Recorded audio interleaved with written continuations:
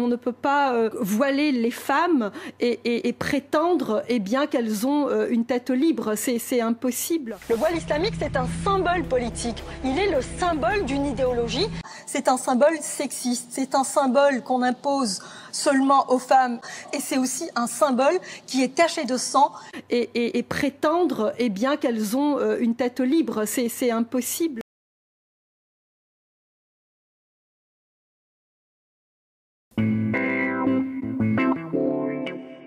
Tiens, elle vient de me lancer une phrase tellement importante. Bonjour Kenza Bénis. Bonjour. C'est l'auteur du livre Les monologues du voile des Québécoises se racontent chez Robert Laffont. Je lui disais à quel point j'étais troublée par la lecture de ce livre, intéressée à quel point même j'avais l'impression qu'on devrait faire lire en secondaire 5, peut-être à travers toute la province. Mais Kenza Bénis, j'ai terminé le livre plus convaincue que jamais qu'il faut que ça reste un choix, qu'il n'y ait pas d'obligation ni d'un côté ni de l'autre. Mais aussi préoccupée, puis c'est elle qui a complété ma phrase, vous avez dit préoccupée par, je vous laisse le redire, les dégâts humains que le débat fait. Parce que c'est ça, en fait. Une des raisons pour lesquelles j'ai écrit le livre, c'est parce que j'avais beaucoup de questions sur le voile, bien sûr, mais on s'entend que si j'avais des questions et que ça intéressait personne et que si personne n'en parlait, j'aurais fait un journal intime puis je serais restée chez moi. Mais moi, ce qui me préoccupait beaucoup, c'est comment ça a abîmé notre tissu social. Comment, depuis 10 ans, depuis le débat sur les accommodements raisonnables, depuis le débat sur la charte, on n'est plus capable de se parler de ce sujet-là sans se chicaner. Je connais un nombre innommable de familles où ça se pogne et je connais plein de filles qui me disent, nous, on n'aborde plus ce sujet-là, on n'est pas capable d'en parler, on s'engueule. On s'engueule à table, on n'est pas capable au souper de famille, là, on n'est plus capable d'en parler. Et ça, je trouve ça dommage parce que ça revient périodiquement dans l'actualité. Puis si on n'est pas capable d'en parler, on réglera rien. Ouais. Et je dis ça et je suis contre la dictature, la pensée unique. Je suis contre ça. Je pense il y a des opinions différentes sur le voile et c'est normal. Et c'est normal que ces opinions-là s'expriment. C'est d'autant plus frappant ce que vous dites que parce que on va expliquer un peu la forme. Oui. Là, vous avez rencontré au total 83 femmes. 83 femmes. À peu près un tiers de femmes musulmanes voilées, à peu près un tiers de femmes musulmanes non voilées. Oui. Puis le dernier tiers, vous le définiriez comment? Le dernier tiers, c'est un bloc de femmes non musulmanes, dont la plupart sont des Québécoises, comme on dit, de souche. Ouais. Donc voilà. Et c'est parce que ce qui m'intéresse, c'est pas un livre sur le voile ou les femmes voilées. C'est un livre sur nous. Qui explique c'est quoi le voile, c'est quoi les Québécoises musulmanes voilées, d'où ça vient, les significations. C'est un livre sur les perceptions sur les femmes voilées et c'est un livre qui explique pourquoi on se pogne comme ça pourquoi on se chicane autant sur le voile. Mais pourquoi on peut bien se chicaner, elles-mêmes sont déchirées, qu'elles le portent ou pas, elles portent presque toutes un dilemme intérieur. Sont rares celles qui sont complètement sereines. Il y a en fait, OK, on va y aller par bloc parce que c'est pas les mêmes impressions. Dans le bloc des Québécoises de souche, déjà dedans, moi, ce que j'ai pu observer dans mon enquête, les femmes, il y a une grande différence de perception entre les femmes qui n'ont jamais adressé la parole à une femme voilée. Et ça, je tiens à dire, c'est normal parce que les Québécois musulmans sont une petite minorité au Québec. C'est 300 000 personnes, c'est 3,5% de la population concentrée dans le Grand Montréal.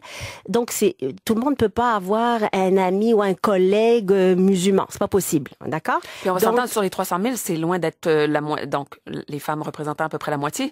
Et c'est une minorité. C'est une minorité qui est voilée. Là. Donc, c'est impossible que tout le monde en connaisse une. La minorité, parmi les femmes musulmanes, effectivement, donc sur les 150 000 femmes musulmanes qui existent au Québec, une minorité est voilée. Ouais. Donc, elles sont très peu. Quelques dizaines de milliers, vous diriez? Le problème, c'est qu'il n'y a pas de chiffres officiels. Il y a des estimations, puis il y a un seul chercheur qui estime. Et en fait, ce qui est intéressant, c'est que ça dépend des communautés. Parce qu'il n'y a pas une seule communauté musulmane, il y a des gens qui viennent de partout.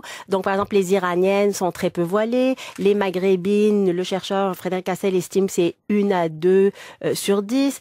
Dans les communautés turques et libanaises, il estime que c'est à peu près 50%. Donc, mais ça reste une minorité. Alors, tout le monde ne connaît pas une femme voilée. Et il y a vraiment une différence entre les femmes qui en entendent juste parler, et les femmes qui les côtoient d'une façon ou d'une autre. C'est-à-dire, c'est une collègue, c'est une amie à l'université, une gardienne, une éducatrice à la garderie, une infirmière, une médecin. Donc, il y a une différence de perception quand on a parlé à quelqu'un et quand on n'a pas parlé à quelqu'un. Et ça, c'est normal. Pourquoi? Parce que comme les gens connaissent pas les musulmans, en fait, ce que mon livre dit, c'est qu'il y a une immense différence entre les perceptions et la réalité des Québécois musulmans. Les gens ont l'impression que c'est une communauté. On dit la communauté musulmane. Ben, la communauté musulmane, je suis désolée, mais elle n'existe pas. Si je prends une femme qui est arrivée du Bangladesh, si je prends une femme, parce qu'il y a 27% à peu près des Québécois musulmans qui sont nés au Canada, elles ont ça n'a pas rapport. Bangladesh, Sénégal, Mali, Maroc, Iran, tout ça, ce sont des réalités différentes. Les femmes ont des parcours différents et individuellement, elles ont aussi des rapports différents à la religion. Il y a des femmes qui sont agnostiques, il y a des femmes qui sont athées, il y en a qui s'en foutent complètement de la religion. Elles sont musulmanes, si vous voulez, de tradition, comme les Québécois, de culture. Mais après ça, il y a les pratiquantes. Et dans les pratiquantes, il y a toute une gamme. Et même chez les femmes voilées, elles se ressemblent pas, les femmes voilées. Les choses qui les relient, bien entendu, c'est la conviction que leur religion, c'est important pour elles, en tant que croyantes et pratiquantes, de mettre le voile. Ça, oui. Ça, c'est le fond, c'est la trame commune. Après ça, ça varie d'une femme à l'autre, comment elle le vit au quotidien. Ce qu'il faut dire aussi, c'est que la perception, c'est que les femmes elles sont obligées de porter le voile. Au Québec, en fait, ce qu'a démontré l'enquête, c'est que c'est une minorité. La majorité des femmes qui portent le voile au Québec, c'est leur choix. Oui. OK. Là, on va revenir là-dessus. Oui. Vous dites c'est leur choix, c'est ce que j'ai toujours cru et défendu. OK. Mais il y a un passage dans votre livre qui m'a quand même préoccupée. Oui. C'est quand on vous dites, puis je vais vous citer textuellement, aujourd'hui, la majorité des hommes de religion considèrent que le voile est une obligation religieuse pour les croyantes. C'est ce qui est enseigné dans les cours d'éducation religieuse, ce qui est écrit dans les livres et les sites Internet expliquant l'islam. C'est ce qui est relayé par les imams. Donc, il y a 3 grands groupes. Là, il y a les traditionalistes, les fondamentalistes. Eux sont tous évidemment convaincus que c'est une obligation pour les croyantes. Puis il y a un groupe minoritaire qu'on pourrait appeler les réformateurs, pour qui c'est beaucoup plus relatif. Mais ça, Kenza Bénis, veut pas. On a beau dire après tout ça, on a beau faire après ça toutes sortes de nuances, de dire, il considère que c'est une obligation, mais ça appartient à chaque femme. Vous comprenez que le poids moral de savoir que toutes les autorités religieuses croient que c'est une obligation pour une femme croyante, là, moi, ça m'a un petit peu coupé les ailes, je dois avouer. Je comprends pourquoi ça vous a coupé les ailes et j'ai 2 choses à dire par rapport à ça. Il y a une femme, il y a une retraitée de Gatineau. Elle m'a dit, Kenza, moi, je comprends pas. Quand on me dit obligation religieuse, elle me dit, moi, ce que ça sonne chez moi, en tant que catholique, élevée dans la tradition catholique, elle me dit, nous, là, l'obligation, on avait le choix de rien du tout. On faisait notre baptême, première communion, deuxième communion, etc. Personne ne nous donnait le choix. Mais ce qu'il faut savoir, c'est que on ne peut pas faire de parallèle entre la tradition catholique et la tradition musulmane. Chez les sunnites, qui sont 85% des musulmans, il n'y a pas de clergé. Donc, l'espèce d'obligation religieuse, c'est ce que vous êtes censé faire. Mais après ça, les gens, si vous voulez, ils font bien ce qu'ils veulent. Je veux dire, parce que chez les musulmans, tout le monde n'est pas pratiquant à tous les degrés. Chacun interprète. Et moi, j'ai rencontré des femmes qui me disaient, moi, je crois que dans notre religion, c'est bien de mettre le voile. Elle me dit, mais moi, je le mets pas. Genre, il y en a une dans le livre, elle dit, moi, je considère qu'il faudrait le mettre, mais c'est pas pour ça que je le mets. Il y a ça. L'obligation ne veut pas dire la même chose pour tout le monde. Ouais. Après ça, il y a les autorités religieuses et il y a ce que les gens font avec le message des autorités religieuses. Si vous voulez, 60% des Québécois musulmans ne mettent jamais les pieds à la mosquée. Fait qu'on s'entend que le pouvoir des imams est très, très surreprésenté dans l'imaginaire collectif. C'est pas parce que l'imam, il pense ça que vous allez faire ce qu'il dit.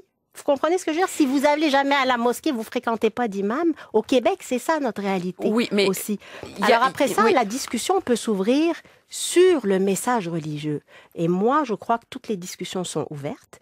Et ce qui est super intéressant, c'est que Asma Al-Marabat, que j'ai interviewée, qui est la directrice des études féminines au Maroc, qui est dans une institution religieuse, qui sont les ulama, les Rabita des ulama du Maroc, qui sont les savants et juristes musulmans, elle a une autre lecture. Elle dit, moi, je ne considère pas que c'est une obligation.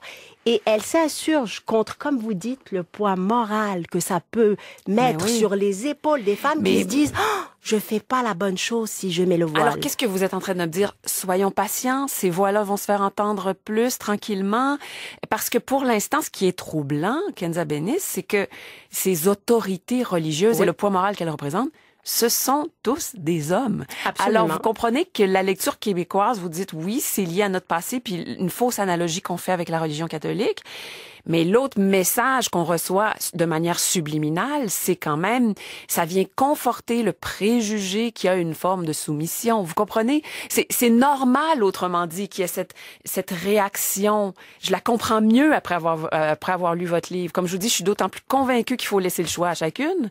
Mais j'ai mieux compris le malaise que le voile peut représenter. Puis quand des femmes comme Dalila Wada disent « Oh, on en parle trop, arrêtons de nous concentrer sur le voile », j'ai envie de dire « Ben non, parce que c'est très voyant. C'est quelque chose qu'on choisit de promener dans l'ensemble de la société. » Son rapport avec sa virginité, c'est quelque chose qu'on promène pas dans la société, vous comprenez? Ou le fait qu'on boive de temps en temps de l'alcool. Mais le choix du voile, c'est un choix extrêmement visible. Ben, c'est extrêmement visible ici parce que c'est une minorité. C'est pas visible si vous promenez dans les rues de Casablanca au Maroc. On s'entend que ça dépend du contexte. Mais moi, je suis pas d'accord pour dire qu'on en parle trop. Je pense qu'on en parle mal. OK. Je pense c'est une nuance importante. Oui. Pour moi, c'est pas trop. Parce que si ça ne nous divisait pas, on en parlerait trop. Si c'était superflu et que ça ne divisait pas la société, oui, on en parlerait trop. Aujourd'hui, ça pose un problème à des tas de gens. C'est à peu près la moitié des Québécois qui sont mal à l'aise. Moi, je pense qu'il faut avoir le courage et l'honnêteté d'attaquer ce malaise et de se dire, c'est quoi qui nous gêne? C'est quoi la réalité des Québécois musulmans? Qu'est-ce que c'est? C'est qui ces gens-là? C'est quoi leur rapport à la religion? Il faut qu'on en parle. Pourquoi il y a un malaise? Et il y a un malaise qui n'est pas juste lié aux musulmans. Il y a un malaise par rapport au passé de l'Église catholique. Il y a un malaise parce que ce qui se passe en Iran. Il y a un malaise par rapport à ce qui s'est passé en Algérie. Il y a plusieurs malaises. Mais si on est capable un petit peu de se parler de ça, de se regarder en face et de déconstruire les choses. Moi, quand je regarde les images médiatiques, quand je regarde comment on parle des musulmans, mais si je n'étais pas musulmane, sincèrement, je serais un peu islamophobe. Parce que tout ce que je vois des musulmans à la télé, mais ça me fait peur. Ce que je vois, c'est des hommes qui se font sauter avec des bombes, qui crient Allahu Akbar au nom de l'islam, ils tuent. Je vois des gens, des gens très médiatisés comme l'imam Chaoui ou l'imam Jaziri qui disent des propos choquants. Ces gens-là, pour moi, ne me représentent pas. Ils ne représentent pas les musulmans, mais c'est eux qui sont médiatisés. Ouais. Alors, les autres sont complètement invisibles. Quand vous avez un entrepreneur, un médecin, un artiste, un joueur de tennis qui est interviewé, on l'interviewe pour quoi? On l'interviewe pour ce qu'il est, pour ses réalisations, et c'est normal. Il n'a pas de petit drapeau. Youhou, je suis musulman.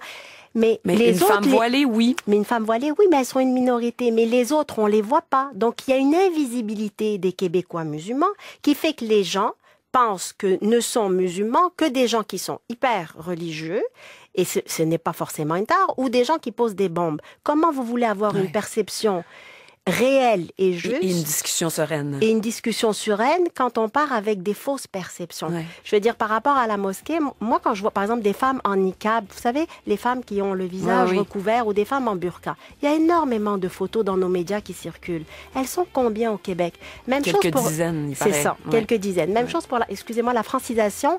On voit beaucoup d'articles et de reportages sur la francisation des immigrants avec des femmes voilées. 83% des Québécois musulmans sont francophones. Ouais. On a un problème. Alors, à lire, vraiment à lire, Les monologues du voile des Québécoises se racontent. Kenza Bénis, c'est chez Robert Laffont, ça vient de paraître. Merci beaucoup pour votre visite en studio ce matin. Merci à vous. On se retrouve tout de suite après les informations. Restez avec nous. Devant moi, Kenza Bénis, bonjour. Bonjour. On voulait continuer une conversation commencée la semaine dernière. Elle est journaliste. Elle a écrit Les monologues du voile. C'est un essai absolument passionnant sur les perceptions qui entourent le port du voile dans la société québécoise. Bien sûr, je vous le rappelle, le titre, c'est un clin d'œil au monologue du vagin de Eve Ensler, qui est un immense succès depuis plus de 20 ans maintenant. Et Kenza Bénis, on a commencé à parler, je vais quand même rappeler aussi aux auditeurs que dans ce livre, vous avez interviewé plus de 83 femmes. Voilà. Et expliquez-moi comment vous avez les 3 catégories de femmes. Oui, donc moi, ce que je trouve intéressant, c'était, parce que c'est pas un livre juste sur le voile ou c'est les femmes voilées, c'est aussi un livre sur notre société, comment on perçoit le voile, puis pourquoi on se chicane à ce propos-là. Hein? Donc j'ai interviewé des Québécoises musulmanes qui portent le voile, des Québécoises musulmanes qui ne portent pas le voile, et des Québécoises non musulmanes, pour la plupart comme on dit, de souche. Bon. Donc, c'est vraiment 3 types de personnalités. Donc, et on se le disait là pendant la musique, vous et moi, c'est pas du tout du prêt-à-penser. Votre but, c'est absolument pas de développer une thèse sur le port du voile. Non, c'est pas une opinion. Le livre n'est pas une opinion, ce n'est pas ni pour ni contre le voile, et c'est exactement le contraire que je veux faire. Je veux sortir du pour et du contre. C'est une enquête journalistique sur essayer de comprendre c'est quoi le voile, qu'est-ce que ça représente, qui sont les femmes voilées, quelles sont les perceptions qu'elles suscitent, pourquoi c'est un débat si émotif, et c'est certainement pas du prêt-à-penser. Moi, je ne veux pas que les gens, je veux que les gens se fassent une idée par eux-mêmes. Moi, j'ai pas la prétention de vouloir dire, écoutez, c'est ça la vérité, j'en ai pas de vérité. Surtout que plus on les lit, je pense qu'on l'a souligné la semaine dernière en parlant, plus on se rend compte que ces femmes elles-mêmes n'ont pas une idée toujours complètement affirmée ou claire. Elles s'en posent elles-mêmes des questions, autrement dit, souvent. Merci de me dire ça, Catherine. Hier soir, c'était le lancement de mon livre. Il y a quelqu'un qui m'a dit, toi, quand tu as fait tes entrevues, est-ce que ça a changé ta perception? Qu'est-ce que tu as remarqué? Et ce qui m'a beaucoup surpris dans les entrevues que j'ai faites, et j'en ai fait quand même beaucoup, c'est que moi, j'avais des questions. J'ai fait mon entrevue, je suis journaliste, mais les femmes que j'ai interviewées, quelles qu'elles soient, avaient énormément de questions. Et c'est quelque chose qui est vraiment ressorti. Toutes avaient des questions, qu'elles portent ou qu'elles portent pas le voile, qu'elles soient québécoises de souche ou québécoises musulmanes, immigrantes ou nées ici. Toutes, si j'avais pu fournir le livre en même temps que l'entrevue, c'était vraiment ça. Puis elle me disait, mais toi, qu'est-ce que t'en penses? Mais moi, je sais pas, je comprends pas pourquoi elles le portent quand c'est les femmes qui le portaient pas. Mais même les filles qui portaient le voile, elles me disaient, mais toi, moi, je sais pas tout, personne ne sait tout. Et il y avait une immense curiosité. Bon, Kenza Benis, le livre est sorti jeudi dernier. Jusqu'à maintenant, comment ça se passe les réactions? Parce qu'on sait à quel point c'est un sujet explosif, là. Alors, depuis qu'on s'est vu la semaine dernière, jusqu'à maintenant, est-ce que vous êtes prise dans un déferlement de haine et de passion? Non, pas du tout, pas du tout. Et j'avoue que j'avais peur parce que c'est un sujet qui est délicat, qui est sensible et qui génère de la passion puis parfois un petit peu de haine. Pas du tout, mais je pense que c'est lié au fait que justement, moi, ma position c'est pas c'est super le voile ou bah le voile c'est épouvantable. Non, ma position c'est d'expliquer les choses. Alors écoutez, j'ai hâte. Jusqu'à présent, le livre est sorti jeudi, mais les gens qui l'ont lu à date m'ont dit qu'ils avaient appris des choses et justement, c'est pas du prêt-à-penser. Donc, ça déchaîne moins les foules. Je donne la parole aux gens pour qu'ils s'expriment. Tout le monde a droit de s'exprimer dans ce livre. Alors, je l'avais dit, on va en profiter pour repasser parce qu'on a eu beaucoup de réactions des auditeurs, des questions, des commentaires. Je commence avec une première question. De Caroline Turcotte, comment faire pour permettre à celles qui veulent porter le voile de le faire, mais protéger celles qui ne le veulent pas? Est-ce que, dans les rencontres que vous avez faites, vous aviez l'impression que, à hauteur des femmes concernées, ces deux situations-là, quand on est dans leur tête, dans leur vie, sont en général respectées au Québec? Moi, ce que j'ai vu de l'enquête, parce qu'il y a l'enquête de terrain que j'ai faite, puis j'ai quand même interviewé une vingtaine d'experts et j'ai lu énormément d'études qui ont été faites sur le terrain. C'est ça qui était important. Et la question de est-ce qu'elles sont obligées des femmes, est-ce que les femmes sont obligées de porter le voile, c'est une question omniprésente. Et moi, en tant que femme et en tant que féministe, c'est une question importante pour moi. C'est important que les femmes aient la liberté de faire les choix qu'elles veulent. Ce qui ressort de mon enquête, c'est que la majorité, au Québec, je parle du Québec, la majorité des Québécoises musulmanes le font par choix. Pour elles, la plupart, c'est une conviction profonde de croyance. Dans leur cœur, elles pensent que c'est important de le porter pour être en accord avec elles-mêmes. Oui, allez-y. Oui, mais parce que je vais répondre à la question. Il y a une minorité de femmes que ça tenterait pas vraiment de porter le voile. Alors il y a les femmes adultes et il y a les adolescentes. Il y a les femmes adultes et ce que me disait Dr Cécile Rousseau, qui est psychiatre et qui est vraiment spécialiste des communautés culturelles, elle me disait ce qui se passe pour les femmes adultes qui sont obligées de porter le voile, c'est qu'elles sont en situation finalement de violence familiale ou conjugale, comme n'importe quelle violence familiale conjugale, sauf que cette fois-ci, ça se cristallise sur le voile. Quelqu'un qui est complètement athée et qui est jaloux, maladif de sa femme va l'empêcher de sortir. Ben, si c'est un gars pour qui la religion est importante, un de ses moyens de coercition, ça va être de lui dire, ben là, tu portes le voile. Alors ça, ce sont des situations de violence familiale et conjugale et je pense qu'il faut qu'on ait dans notre société, ben, on en a des structures pour accueillir ces femmes-là et essayer de les accompagner là-dedans. Mais le danger absolu, c'est de généraliser et de s'imaginer que n'importe quelle femme qu'on voit avec un voile sur la tête vit ce genre de situation de violence, le mot est peut-être fort, mais de coercition, d'obligation familiale. Ben ça, c'est faux. C'est ce qui ressort ça clairement. C'est vraiment une minorité. Bon, par contre, il y a beaucoup de nos auditeurs et nos auditrices qui ont réagi en nous disant, parce que dans votre livre, les entrevues, ce sont avec des femmes de 17 à 75 ans, Kenza Bénis. Oui. Et il y a beaucoup de réactions qui soulevaient la question des fillettes. Ce serait bien de demander à Kenza Bénis lors de son prochain passage ce qu'elle pense des adolescentes voilées. Car si on croise pas tant que ça de femmes, on croise par contre de plus en plus d'adolescentes voilées, parfois d'à peine 13-14 ans, dit Nathalie Vachon de Montréal. Puis il y en a beaucoup, là. Danielle Colette de Longueuil. Comment peut-on dire que c'est un choix de porter le voile lorsque je croise dans mon immeuble des petites filles africaines d'environ 10 ans qui sont voilées? Je doute qu'elles ont choisi en toute conscience plutôt que d'avoir obéi à un père et une mère qui, elle aussi, est voilée. Je suis très sceptique. Absolument. Alors, je parle des adolescentes et dans mes entrevues, les jeunes femmes que j'ai interviewées qui ont 20 ans, par exemple, ou 22 ans, ou 23 ans, elles ont été des petites filles. Et plusieurs témoignent et elles disent, moi, à 9 ans, je voulais porter le voile. Moi, je l'ai porté, par exemple, à 12 ans. Et alors, je vais vous donner 2 exemples. Dans les exemples que je cite des monologues, il y en a 2 qui m'ont dit, moi j'étais tellement excitée, mais je voulais tellement porter le voile parce que dans ma famille, ma mère le portait, mes références le portaient. Je voulais être une grande. Je voulais être, je veux dire, c'est comme un rite de passage dans ces familles-là. Pas tout le monde. Je fais bien attention, on peut pas faire des généralités. Et il y en a une, par exemple, qui l'a enlevé. Et elle dit, moi, c'est moi qui voulais le porter, puis mes parents me disaient, non, t'es trop jeune. C'est à peu près à 12, elle voulait le porter à 9 ans, s'est battue avec ses parents jusqu'à 12 ans pour le porter. Elle l'a mis, puis elle, à 15 ans, ça le tentait plus. Puis finalement, à la vingtaine, elle l'a enlevé, cette fille-là. Autrement dit, par rapport aux petites filles, ce que je comprends, Kenza Bénis, c'est que vous êtes en train de me dire à peu près la même chose que par rapport aux femmes adultes, c'est-à-dire, il y a probablement une minorité de cas où les petites filles sont vraiment obligées de le mettre, où il y a vraiment une pression familiale, mais que très souvent, ça vient d'elles-mêmes? Les adolescentes, clairement, ce qui se passe avec les adolescentes, ce qu'on voit, c'est que la majorité pense qu'elle le porte par choix. Dans quel sens? Il y a 2. Pense qu'elle le porte par choix. Parce que elle considère. Alors il y a plusieurs types de familles. Il y a des filles qui sont nées dans des familles musulmanes pratiquantes pour lesquelles le voile est important. Parce que vous pouvez être né dans une famille musulmane pratiquante dans lesquelles le voile n'est pas important. Ces jeunes filles-là, il y a une partie d'elles qui considèrent que ça va elles sont d'accord avec leurs parents, ça va bien. D'accord? Donc, elles portent le voile parce que c'est une coutume familiale, c'est une croyance familiale, puis il n'y a pas de problème. Il y a les filles, il y a une étude là-dessus des jeunes montréalaises d'origine pakistanaise, bangladaise ou arabe, qui, elles, revendiquent de porter le voile parce que pour elles, c'est une façon de se révolter contre la société et des stéréotypes négatifs associés aux musulmans. Donc, elles font de l'affirmation identitaire. Qu'on appelle ou ce que Charles Taylor appelle parfois de la contre-identité. On n'est pas à l'aise, on n'est pas bien avec ce qu'on nous renvoie de notre image, alors on va l'affirmer. On le renforce. On le renforce. Ce que m'expliquait Dr Rousseau, qui est bien intéressant, elle disait, dans les cas de stigmatisation, puis c'est valable pour tout. Si la mode est aux mains, c'est que vous êtes gros à l'école.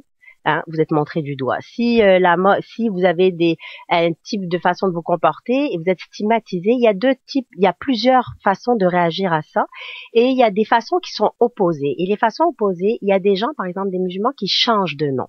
Eux, ils veulent se fondre dans la masse. Et c'est une réponse à la stigmatisation. Ouais. Et de l'autre côté, il y en a qui vont dire non, moi je vais en rajouter une couche, fait que je vais mettre le voile. Alors, il y a des adolescentes dans ce cas-ci. Et il y a aussi, et il faut le dire, des adolescentes qui se passeraient bien du voile, mais dans leur famille, c'est super important. Et dans le livre, il y a un monologue d'une jeune femme qui dit, moi, j'étais pressée de mettre le voile, je trouvais ça tellement beau, les tissus, tout ça. Elle le met, comme sa mère, comme ses sœurs. Puis arrivée à l'adolescence, ça le tente plus, d'accord? Et elle, ce qu'elle me dit, elle dit, mais moi, ça me tente pas de me chicaner avec mes parents. Ouais. Ça me tente pas. Alors, j'ai décidé que je le gardais, puis je fais ma vie autrement. Puis elle s'arrange avec sa vie autrement. Puis elle me dit, moi, ça me tente pas de couper. Je les aime, mes parents. Encore une fois, donc, toutes sortes de cas. Mais c'est ça, comme c'est extrêmement visible, c'est normal que ça soulève tellement de réactions. Toute une autre série de réactions de nos auditeurs tourne autour de la fameuse question de la religion au Québec. du poids que la religion a eu. Il y a une espèce d'appel à... Bon, vous savez, vous et moi, la semaine dernière, les gens ont beaucoup entendu que vous nous disiez, c'est souvent, et d'ailleurs c'est très frappant dans votre livre, Kenza Benis, plus les femmes ont déjà parlé à une femme musulmane voilée, moins il y a de problèmes. Donc, c'est un problème d'ignorance. Charles Taylor dit la même chose. Et il y a ici Muriel Tétrault qui réagit assez fort en disant j'ai été choquée. Ça reprend le discours de Philippe Couillard et des musulmans qui nous répètent sans cesse que nous sommes contre le port du voile par les fonctionnaires en autorité parce que nous sommes ignorants, parce qu'on ne connaît pas les musulmans. C'est précisément parce que je sais que c'est par la religion que les dictateurs installent leur pouvoir sur les populations, que c'est par le biais du pouvoir de la peur que les hommes imposent leur pouvoir sur les femmes au nom de Dieu. C'est arrivé au Québec du temps du Duplessis, c'est arrivé en Irlande, voyez ce qui est arrivé en Turquie, voyez comment les femmes se vêtaient en Afghanistan et en Iran avant les révolutions islamistes. Donc, c'est pas de l'ignorance, là. Pour beaucoup de gens, c'est au contraire une espèce de connaissance historique et même assez internationale des situations qui fait que le voile fait peur. Absolument, le voile fait peur parce que il est associé à beaucoup de choses et il est associé à beaucoup de peurs et certaines d'entre elles sont extrêmement légitimes. Il y a personne au Québec qui veut revenir en arrière et la grande majorité des Québécois, je dirais la quasi-totalité des Québécois, y compris les musulmans, veulent vivre dans un État laïque. Nous sommes un État laïque, il y a une différence entre la religion et puis le pouvoir politique et personne ne veut revenir en arrière. Cette dame-là, je comprends tout à fait son propos et j'en parle dans le livre. Il y a un passé... vous avez même certains démonologues ou des femmes qui, par exemple, viennent d'Algérie, oui, disent, regardent le voile au Québec et disent non, je veux pas qu'on aille là parce que c'est ça que j'ai fui. On n'en veut pas. Les Iraniennes aussi. Beaucoup d'Iraniennes ont fui la théocratie en Iran. Mais moi, je pense que c'est là où on se met, et je ne traiterai pas tous les Québécois d'ignorants, loin de là. C'est là où on se mélange les pinceaux, c'est-à-dire que pas qu'on se mélange les pinceaux. Moi, mon livre ne porte pas sur la laïcité. Il ne porte pas sur ce sujet-là. Il porte sur le voile et la compréhension de ce que c'est. Je pense qu'on doit se parler. Dire qu'on ne veut pas de religion, c'est évident. Pour moi, enfin, c'est évident. Oui. Qu'on ne veut pas de religion au pouvoir, en tout cas, là, mélanger pouvoir et religion. Mais, donc, moi, je n'ai pas écrit un livre sur la laïcité. J'ai écrit un livre sur le voile, sur les femmes qui le portent, comment on les voit. Et ce qui fait que beaucoup de gens sont réfractaires au voile, effectivement, c'est ce rapport à la religion que je comprends très bien. Il y a beaucoup d'intégrisme dans le monde, y compris d'intégrisme musulman, qui fait peur. Au Québec, il y a une histoire avec la religion. On n'a aucune envie de revenir à ce qu'était l'Église catholique. Et le voile cristallise ces peurs-là. Ouais. Et moi, ce qui m'intéresse, c'est de faire la différence entre ce que j'ai conclu, c'est qu'en fait, le voile cristallise nos peurs et nos angoisses. Face exactement à ce que cette dame-là dit au retour du religieux. Mais moi, je dis, il faut faire une différence entre nos peurs, mais parlons-en de nos peurs. Parlons-en. Ouais. Il n'est pas question que la religion revienne au pouvoir. Et la différence avec les femmes, moi, la plupart des femmes que j'ai interviewées, surtout celles qui sont nées ici, qui sont grandies ici, mais elles ne veulent absolument pas vivre dans un état religieux. Mais c'était très clair dans leur tête. Même la plupart des femmes voilées que vous avez rencontrées ne désirent. Oui. Ouais. Alors, elles disent, moi, la charia, je n'en veux pas. Moi, je suis au Québec, c'est laïque. Mais moi, ça, c'est ma religion, c'est individuel. Ouais. C'est ça qu'il faut qu'on arrive à établir comme dialogue. Alors, autre ordre de réaction qu'on reçoit, c'est toute la question des relations hommes-femmes. Pierre Morel de Deux Montagnes, le malaise, c'est la façon de penser des hommes musulmans vers les femmes. Ne dit-on pas que dans les mosquées, les femmes sont séparées des hommes? Il y a un autre auditeur ou une auditrice qui nous rappelait qu'aux funérailles, suite aux attentats de la mosquée de Québec, on avait encore une fois séparé les femmes des hommes. Et il y a aussi Francine Ouellette de Montréal qui les trouve absentes de l'espace culturel, les femmes musulmanes. Le malaise, ce n'est pas de voir trop de voiles, c'est de ne pas les voir assez là où on souhaiterait ardemment les voir. On en voit sur la rue, derrière une poussette, mais jamais au concert, au musée, dans les cours d'art plastique ou dans les orchestres symphoniques, pas au festival de jazz, au théâtre, au musée, jamais au restaurant, au sport. C'est intéressant ce que dit Madame Ouellette et vraiment intéressant. Vous savez pourquoi?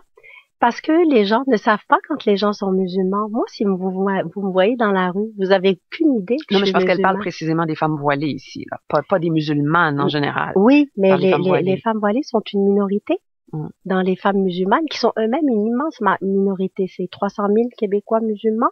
C'est à peu près 3,5% de la population. Je vais pas parler à sa place, mais ce que j'entends là, c'est que les musulmanes qui précisément font le choix, accordons-leur qu'elles font le choix de porter le voile, ce qu'elles semblent constater, c'est que du même coup, elles vivent un peu en marge de notre espace culturel commun. Mais moi, honnêtement, j'aurais de la difficulté à faire des généralisations là-dessus, parce que je pense que ça dépend des femmes. Il y en a qui sont nouvellement arrivées, il y en a qui sont là depuis longtemps, il y en a qu'on voit dans les concerts, il y en a... Je suis pas capable de vous dire oui, c'est un bloc monolithique. Ça, il n'y a pas d'études là-dessus sur, par exemple, la façon dont les femmes voilées au Québec participent à différents aspects de la vie publique commune. Ben moi, celle que j'ai vue, il y a de tout. Il y a des femmes qui sont fraîchement arrivées puis qui sont dans un espèce de mode survie avec 2 enfants. Je veux dire, on n'a pas besoin d'être voilé pour savoir que quand on a un travail et 2 enfants, on rentre chez soi à 5 heures pour faire le souper. Donc, on est moins dans les événements. Et il y a des femmes qui sont, je veux dire, qui sortent, qui sont plus célibataires, qui ont le temps. Il y a de tout. C'est comme les Québécoises. J'ai pas vu de différence notoire parce que il n'y a pas un seul type de femme voilée. Ouais. Il y a des femmes qui sont chez elles et qui sortent pas, c'est vrai, mais je suis pas capable de vous dire que c'est tout le monde parce qu'il y en a pas une seule de type de femme voilée. Bon, peut-être une étude à faire là-dessus parce que c'est ça. D'instinct, vous avez l'impression qu'elles participent autant. Puisqu'elles sont très peu nombreuses, c'est normal qu'on en voit peu, mais il y a de tout. Il y a tous les modes de vie. C'est-à-dire même les Québécoises. Je veux dire, il y a tous les modes de vie. Il y en a qui vont à des concerts parce que ça les intéresse, puis il y en a qui y vont pas. Ouais. Là, bon, vous avez dit, j'ai pas fait un livre sur la laïcité, Kenza Bénis, mais la laïcité, il se trouve, est complètement, au moment où ce livre-là paraît, est complètement à l'ordre du jour. On a eu même la semaine dernière un épisode très particulier, alors qu'on pensait qu'on s'en allait vers un consensus politique.